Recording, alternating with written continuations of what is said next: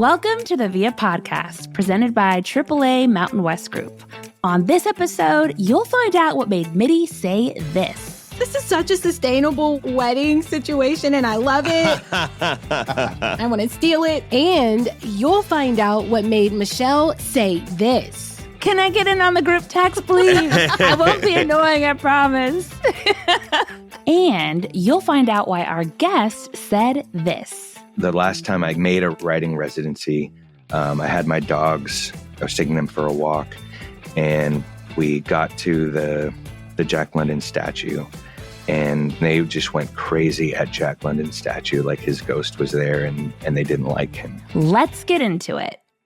We have a first. Not only do we have one guest, we have two guests who are authors and best friends. We have Tommy Orange, who was a Pulitzer Prize finalist, and Kaveh Akbar, who was a finalist for the National Book Award. It is not every day that you can do a road trip with your best friend promoting the latest releases of your book. And I think that if you really want to learn about a destination, you should probably go to the local bookstore. So Tommy's latest release is Wandering Stars, and Kaveh's latest release is Martyr. You know, after our conversation with Tommy and Kaveh, it has become so clear to me that the West isn't just a setting. It is alive, it is ever-changing, and it is always calling to those who want to understand it and to be inspired by it. With Tommy, he really hit on something that rings true. There are just some destinations that just don't get a lot of love in the literary world. Mm-hmm. And the fact that he's bringing Oakland to life. It's another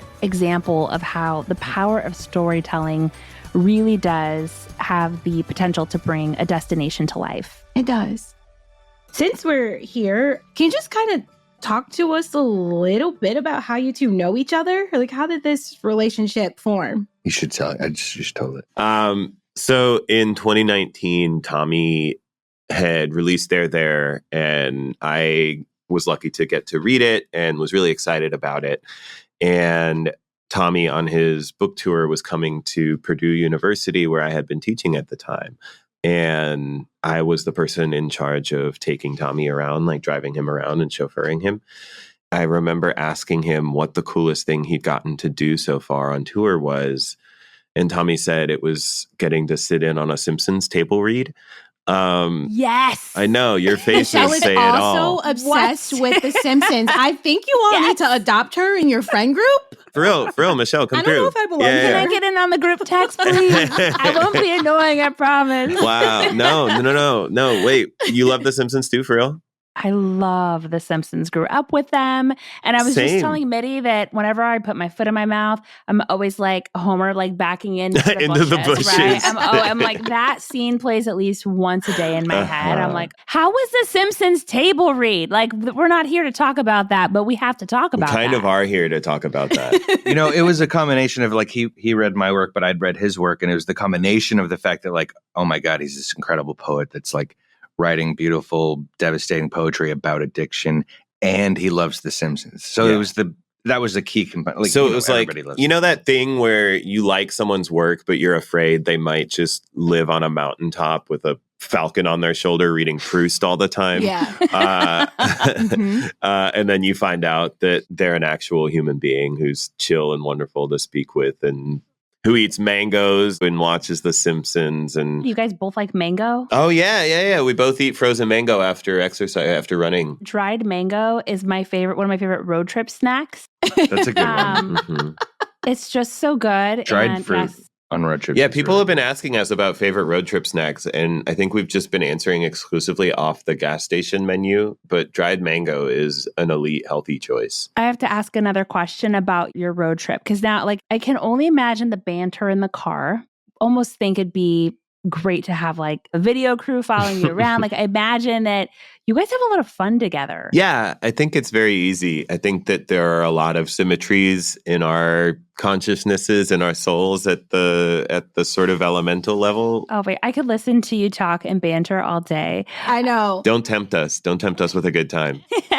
I'm just trying to get in the group chat, guys. I know. Yo, you can hang. You speak Simpsons. She does. She likes mangoes. Yeah, you like mangoes. Let's go. So have you two noticed anything unique about California on this trip?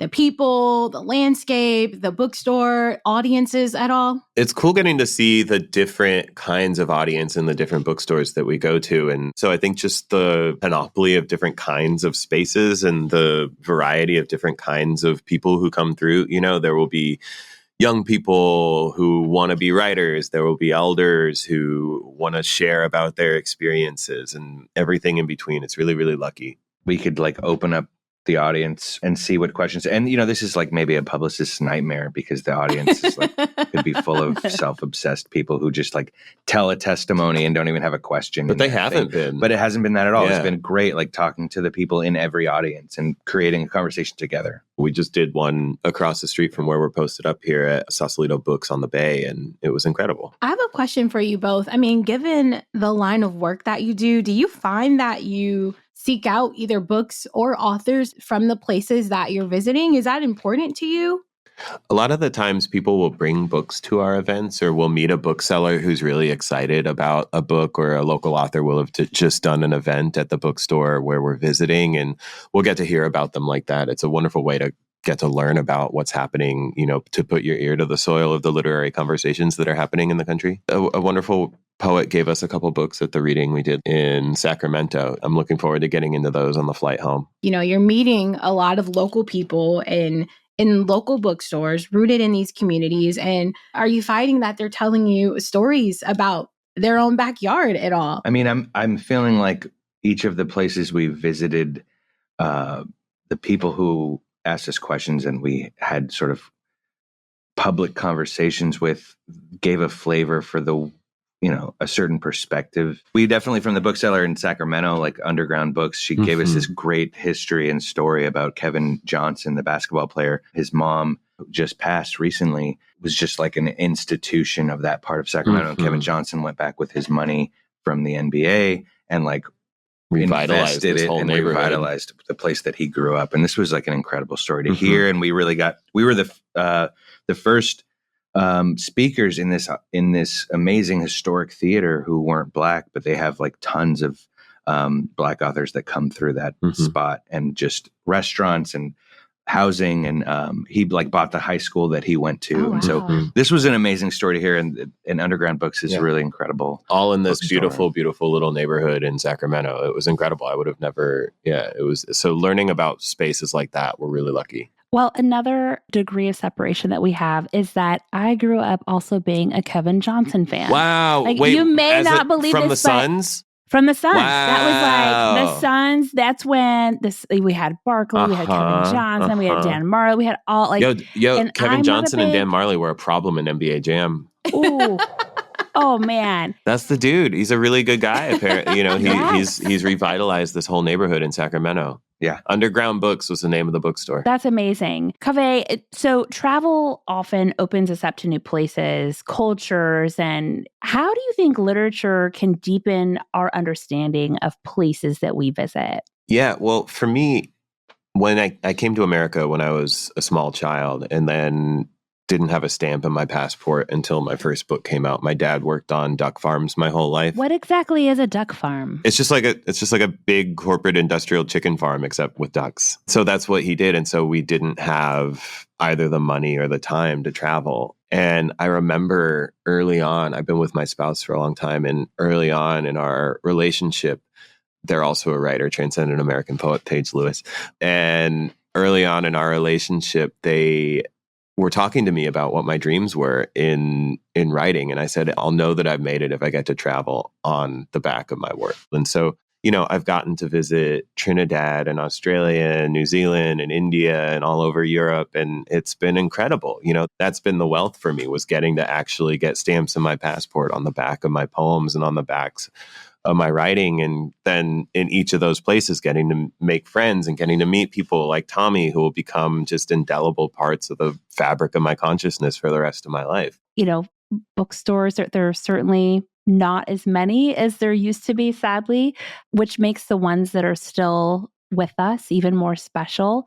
Can you talk to us about some of your favorite bookstores in the West and why these, I know whenever I travel, if I see a local bookstore, I get super excited, why these might be a great spontaneous adventure on your next vacation?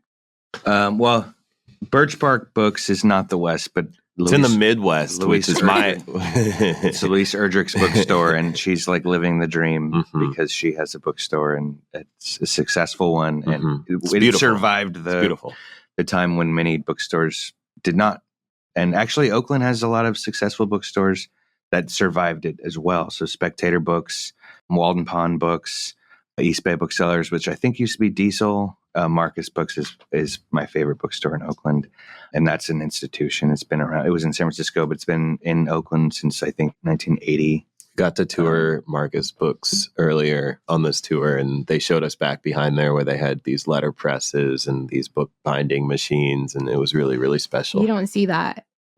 What else makes Marcus Books so special? The historic aspect to it. Still, Blanche and her brother Billy are like, every time I go there, they're there.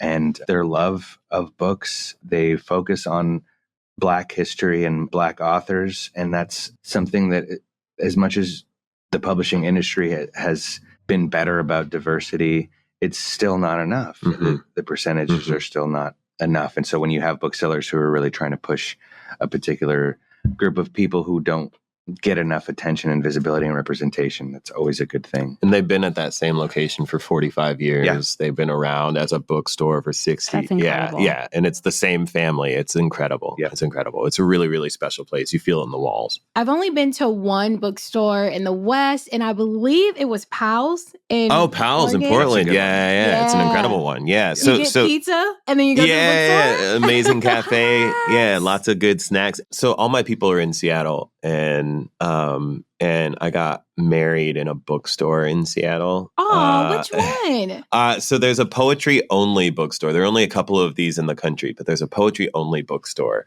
in Seattle called Open. You have to be a poet, or you just have to love poetry. Like, they carry a membership card. Yeah. They make you recite Tennyson before you can walk in the door.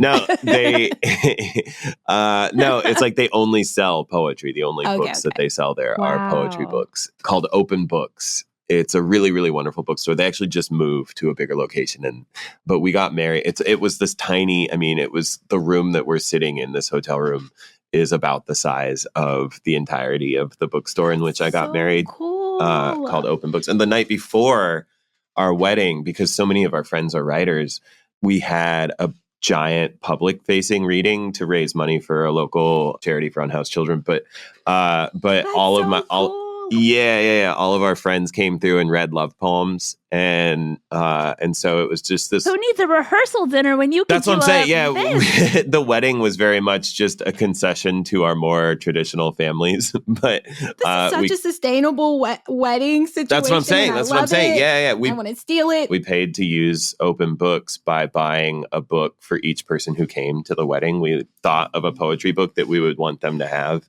and we bought a book for each person who came to the wedding. So this is too much. Like, I am like, this needs to be a movie. It does. I'm sure someone took video. We should have thought of maybe having someone take video for us at the wedding, but I think that there are probably videos around. Oh, that's so cool. Elliott Bay in Seattle is another massive, wonderful bookstore. But that wasn't the one you got married in, right? No. Well, so Elliott Bay is where we had the big reading the night before we got married, because it's a much bigger space, so it could accommodate. And they allowed things that aren't poetry there. They allow things that aren't poetry there. Though it was a poetry love poem reading. It was all poetry love poems. There was like a flyer in the Seattle Reader about it. I'll send you the flyer. It's cool. But yeah. So is Elliott Bay on the level of Powell's, or is even more massive than that? It's similar. Yeah, it's similar. It's like miles of books. It looks like the Strand, right? Where you can just walk and pull books off shelves and spend weeks and lose yourself. Oh, that's awesome. Do you have a favorite bookstore in Arizona? Changing Hands. I was going to say that. Yes. Let's go. Michelle's based in Arizona. I'm based in Arizona, and Changing Hands is so cool. It is one of my favorite places. There are these, they're like bookseller blurbs that like only the author and like book people ever see. And somebody from Changing Hands said the nicest thing I've ever heard about my book. Like they're there like when it first came out. So what did they say? Right. I can't remember. It's just like, sorry, it was just one of those ones. Yeah, no, if I could remember it, I would say it. Yeah. It's one of those things where you read it and you're like, holy cow, someone saw me. Yes. Yeah. You go there and you just get lost. You could stay in that bookstore for hours, and it's in the same shop. It's next to a little cafe.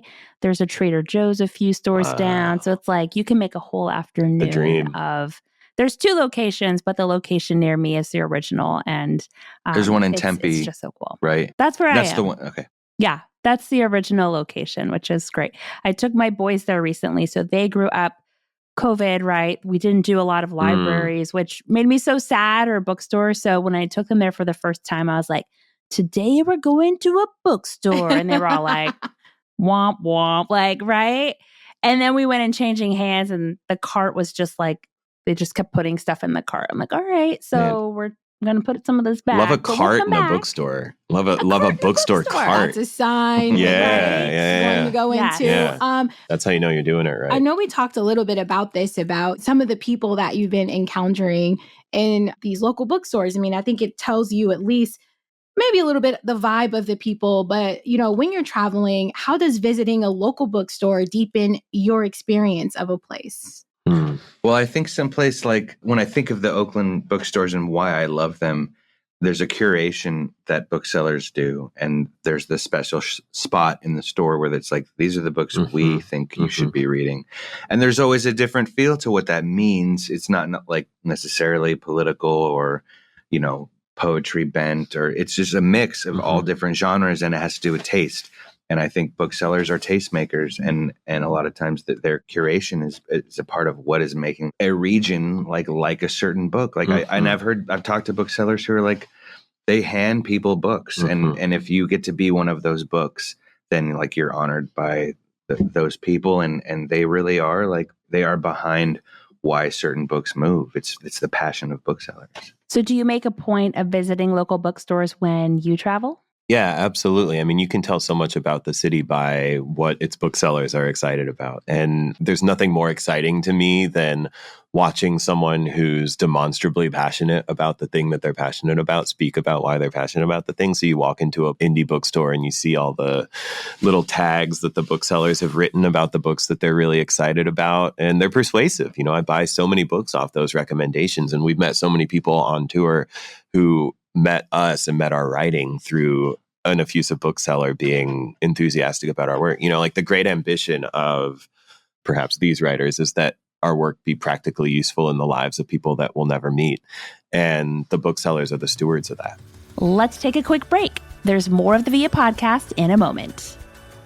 Hi, Maggie here, your library-loving AAA travel advisor. This episode reminds me that some of my best vacation memories are connected to the books I've read while traveling. I remember taking a train across Spain, barely able to look at the incredible views out the window because I was so engrossed in Sheila Heaty's novel Motherhood. Have you read it? Oh, or the time I devoured Fates and Furies by Lauren Groff on a beach in Mexico.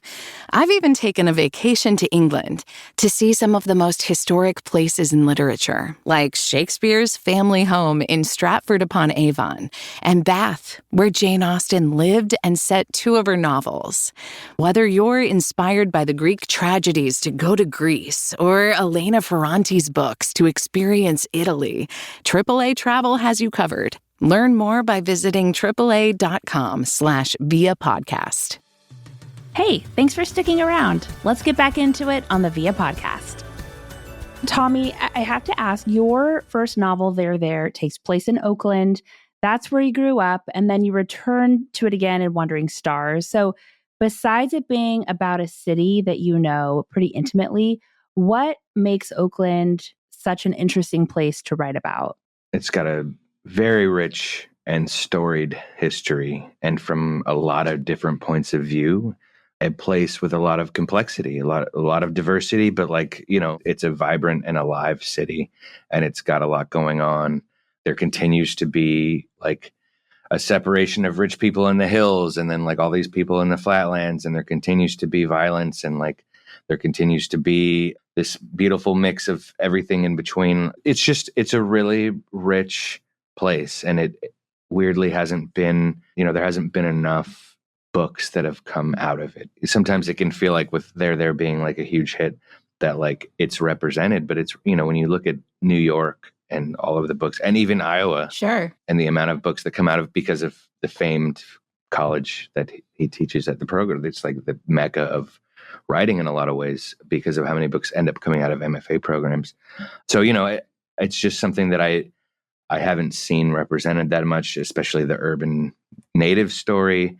And it was such a big part of my life. It felt very natural to write about. You hear a lot about LA, you hear a lot about San Francisco, and I do feel like Oakland gets lost in that a lot of times. So what do you want readers to understand about Oakland? The story that I'm telling in both of my books is the urban native story. And I go into like relocation and the occupation at Alcatraz and really trying to tell the story of contemporary native life, because we're so often depicted only historically. So really trying to talk about the idea that our erasure is not historical. It continues to happen by not representing us in ways that are relevant and ways that are accurate. And so in a lot of ways, I'm not being Oakland specific. I'm being like, this is the native story that people need to be thinking about. I just talked to a friend this morning who is an Oakland native. They just sold a TV show that's about native people in the city. And that's awesome. Yeah, so we need more of it, and I always love to see more Oakland stories coming out. When my book came out, when There came out, the summer of 2018, there was a big sort of 2-page thing in a local newspaper about it being the summer of Oakland. And Blind Spotting, which is a movie everybody should watch, came out that year. And also Sorry to Bother You, another movie that is great. And and those two movies were featured as like these Oakland stories. And if you watch those, if you read There and you watch those two movies, you will get a good sense of Oakland if you're interested. Boots Riley is Sorry to Bother You, and I think Blind Spotting, I'm so sorry. Daveed Diggs is in it, and Rafael Casal. Oh, man. And I'm like, I love him. Obviously, while I appreciate what you're saying, that you're not writing about Oakland, but just about the larger, just being represented, it's very clear that Oakland has been and continues to probably be a very big inspiration for you as a writer. So I'd love to know if you have any favorite literary landmarks in Oakland, so that Mitty, myself, or anyone listening, if the next time you travel out that way, you might want to check something out. Yeah. So the one I think of is there's a Jack London statue in Jack London Square. Like this is like Oakland's literary claim to fame, and they've kept the name despite probably most young people not knowing who Jack London is. My favorite place to write is the Waterfront Hotel, and often I've stayed in a room that's overlooking this Jack London statue that's part of the Jack London Square area.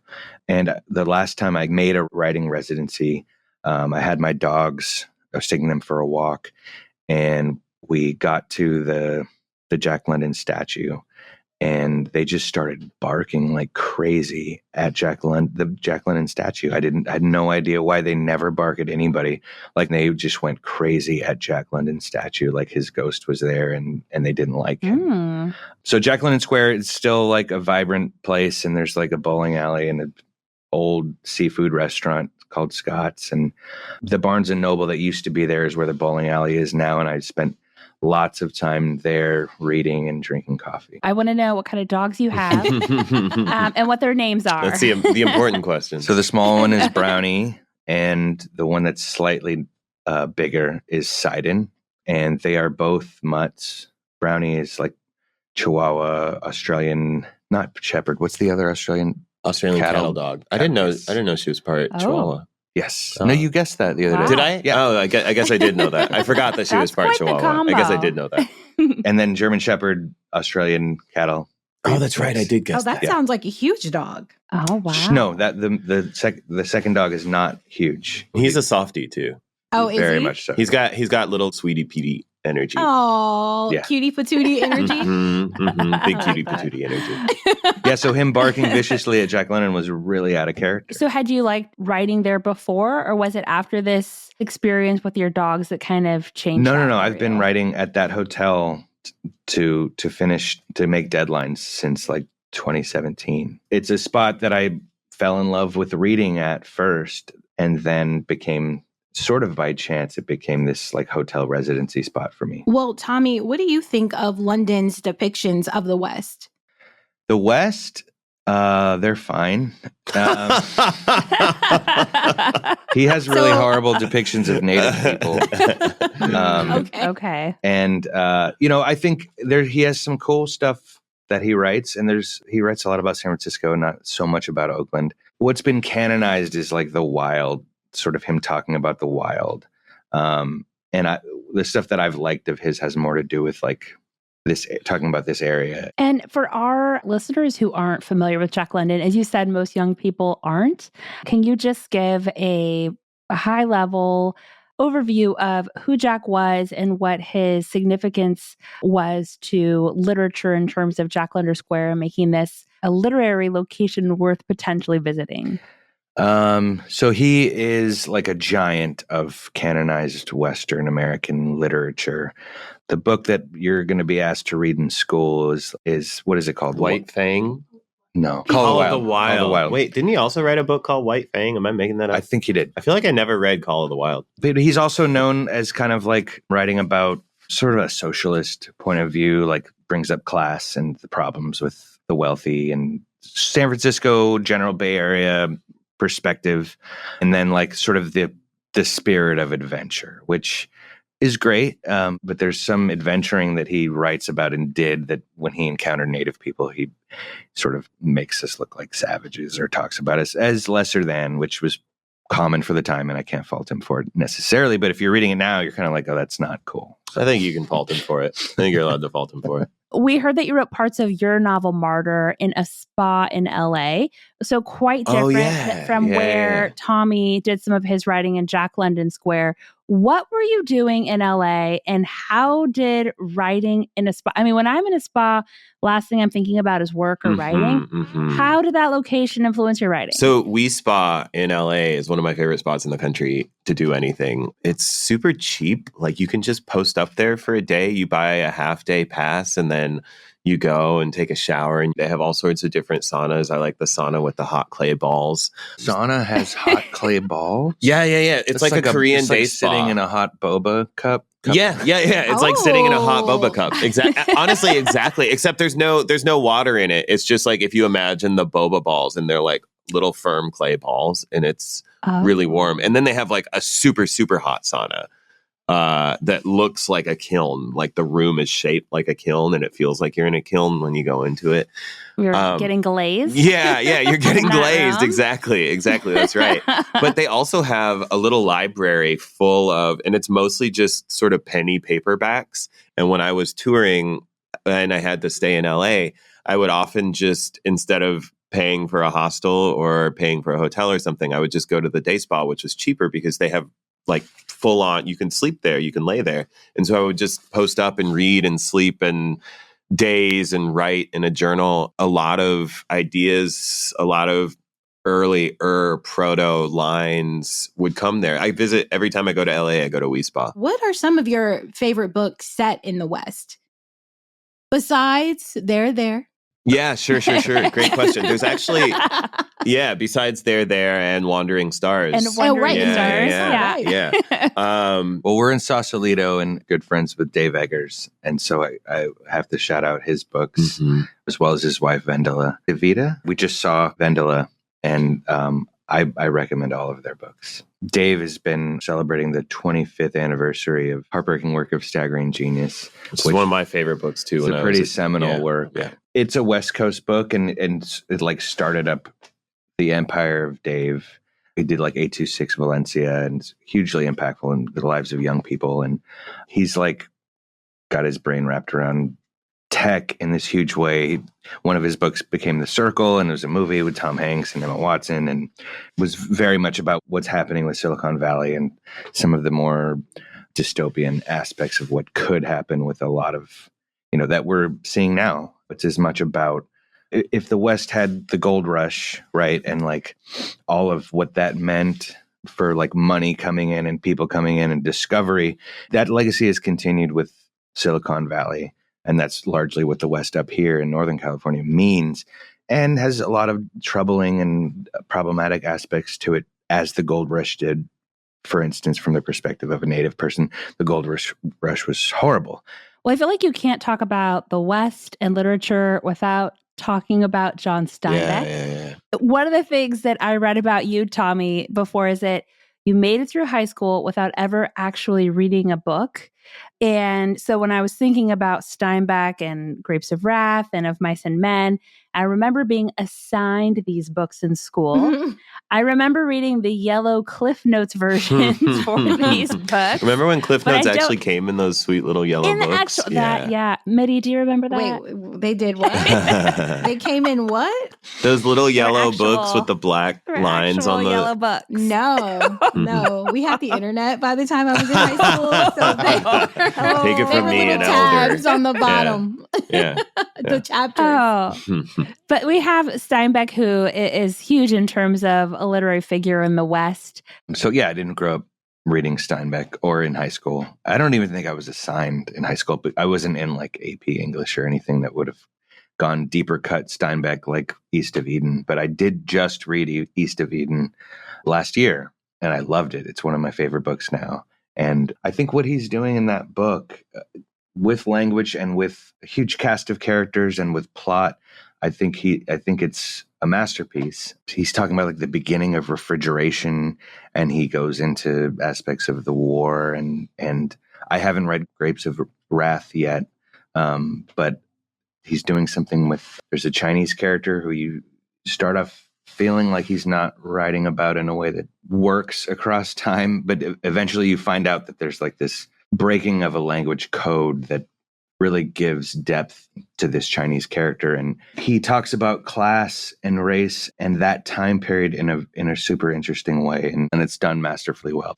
There's a really wonderful book that I'm thinking of by the writer Tom Lin that it's called The Thousand Crimes of Ming Su, that follows a Chinese man who he's an assassin, and he falls in love with the daughter of these railroad tycoons, and the woman's family kidnaps her, and then he goes to exact his revenge and is conscripted into the service. But in thinking about that Chinese American perspective of moving westward, I would really recommend that book too. I wanted to shout that out.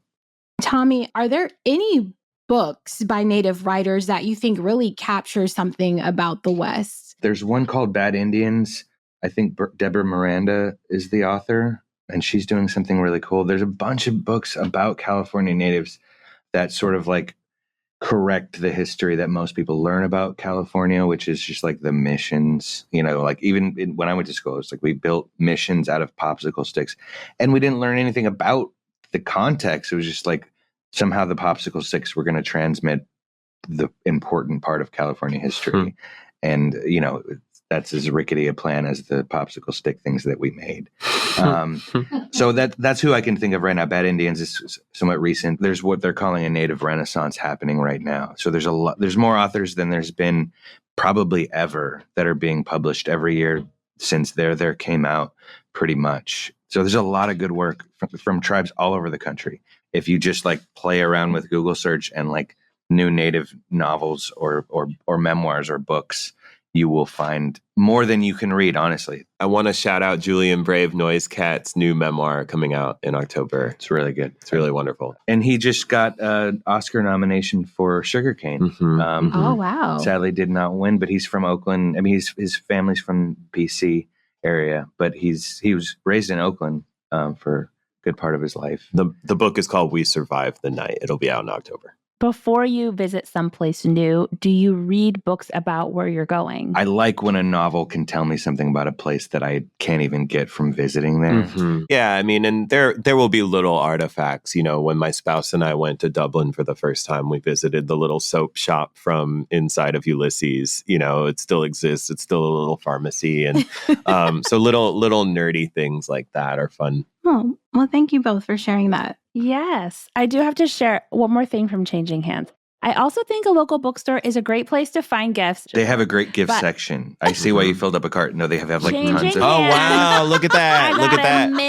Mini foam finger. This is like, and I carry it with me at all times because you never know when someone's going to need some encouragement. Wow. That's nice. That's beautiful. So if I were coming to your book tour, you best believe I would be in the crowd like, yeah, you're number one. That's hilarious. And believe it. You can put one on each finger and have 25 fingers all pointed. Oh, God. Thanks, Changing Hands. Thanks, Changing Hands. Well, thank you both. This has been really fun and exciting. And you have to promise us, if you do something with your road trip, please, we want to be the first to know. Oh, please. You know you'll be on the speed dial. You're going to be in the group chat now. We'll be talking about dogs. Oh, my gosh. And The Simpsons. So. And The Simpsons. And The Simpsons. And Changing Hands. And just like you said, I'll have made it if I get into this group chat. Thank you guys so much for having us. This has been really fun. Thank you for being on the Via podcast. Yeah, thank you so much. Mitty, I know you love bookstores. Guess who loves bookstores just as much as you, just as much as Tommy, just as much as Kaveh? Your kids? No, AAA members. Of course. We heard from AAA member Stan Delahoyd, who says, Changing Hands Bookstore is by far the best in the West. I agree with you, Stan. It has 2 locations, one in Phoenix and the original in Tempe, Arizona. Both shops have great people and a superb selection of books that cover just about any subject you might have in mind. They have really interesting and unusual gifts too. You already heard about my foam fingers, so you know that that's a fact. The Phoenix store even includes a wine bar. Plus, they both host excellent book signings by many wonderful writers.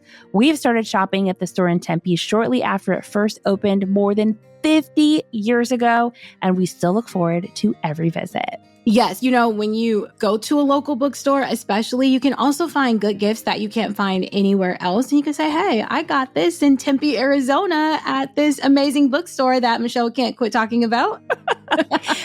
All I know is the next time I go to Changing Hands, I'll be looking for you, Stan, and I hope to meet you. We also heard from AAA member Annie Stedman, and she writes that her favorite bookstore is Bart's Books in Ojai.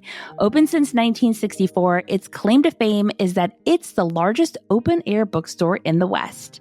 Great to spend an hour or all afternoon. Truly a delight. I am obsessed with this place and I've never been, but you know how they have those candles that smells like the pages of books? Can you imagine that in open air? This sounds like my calling. It sounds great. And yeah, I think definitely adding a bookstore to your next travel itinerary is definitely the way to go. Do you want to reach out to the Via podcast? Send us a note. You can email us at viamail@viamagazine.com. We love your feedback, and you may hear your email on a future podcast. The Via podcast is hosted by Michelle Donati and Mitty Hicks. Executive producers Whitney Phaneuf, April Kilcrease, and Dan Miller. Produced by Jason Jackson and Dave Beasing of Sound That Brands. Discover more places to travel in the West at AAA.com/Via. Via Magazine is published by AAA Mountain West Group. The views and opinions expressed by podcast speakers and guests are solely their own and do not reflect the opinions of AAA Mountain West Group or its personnel.